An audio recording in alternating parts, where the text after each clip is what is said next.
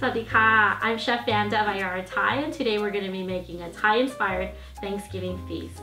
Thanksgiving is the American side of being Thai-American, and as we celebrate over the years, we try our best to incorporate Thai herbs and spices like galanga, lemongrass, Thai chili, and limes in our Thanksgiving feast. Today we'll be making a Thai turkey using fish sauce, lime juice, Thai chili, and garlic. We'll also be making tom kha mashed potatoes with lemongrass and galanga, and a Brussels sprouts and cauliflower that is roasted using a special Thai sauce that consists of garlic, white pepper, and cilantro root.